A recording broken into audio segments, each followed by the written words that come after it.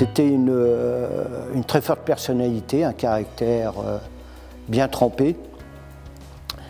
Il n'hésitait pas à téléphoner aux journaux, que ce soit le Berry Républicain ou la Nouvelle République, parfois directement aux journalistes.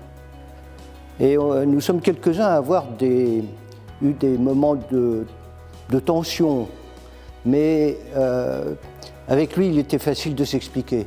C'était quelqu'un de chaleureux, qui pouvait être caustique, mais il avait surtout un sens aigu de la réplique. Il avait le don de la formule qui faisait mouche et que craignaient ses adversaires politiques, comme ses alliés d'ailleurs. Il ne trichait pas, il savait d'où il venait. Il disait d'ailleurs que lui était sorti de la pyrotechnie, qu'il avait fait l'école de Moscou, ce qui était vrai.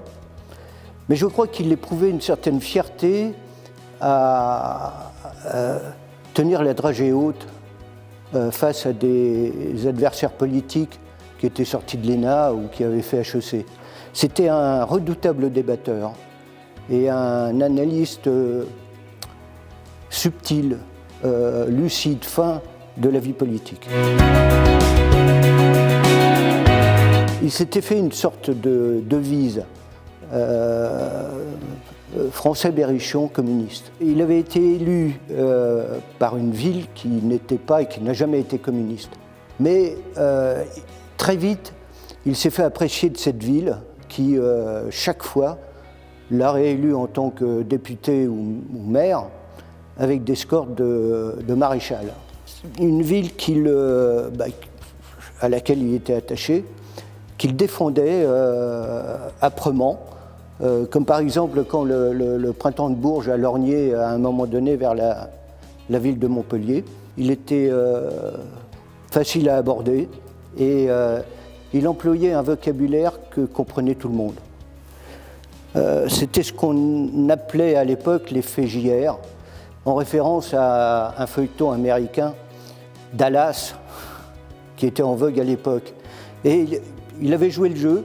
D'ailleurs, en revenant d'un voyage aux États-Unis, il s'était laissé photographier coiffé d'un Stetson, un chapeau texan. Et il avait réussi à s'approprier le surnom d'un personnage odieux en faisant quelqu'un de sympathique. Un grand acteur, au sens le plus large, qui savait jouer avec son image et composant avec des contradictions qui auraient pu le desservir, mais qu'il transformait en évidence. Communiste à Paris, place du Colonel Fabien, il pouvait être l'un des plus ardents défenseurs de la ligne dure de son parti. Mais à Bourges, il gommait systématiquement le moindre signe sur ses affiches électorales, faisant référence au PCF.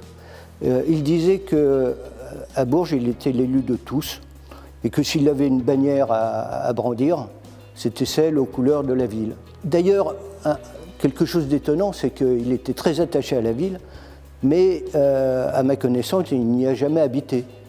Il préférait habiter à Vierzon, où il avait d'ailleurs commencé sa carrière d'élu local comme maire adjoint. Pendant 16 ans, il a occupé le devant de la scène politique, quasiment sans partage, ayant signé une sorte de pacte de non-agression avec le président du Conseil général d'alors, Jean-François Degnaud, ancien ministre et centriste. Je retiens aussi surtout les dernières images de Jacques Rimbaud, sa façon d'avoir assuré avec courage et élégance sa charge jusqu'au bout, alors qu'il était diminué par des ennuis de santé. On peut dire qu'il est mort sur scène, et pour cette raison, je crois qu'on ne peut que saluer l'artiste.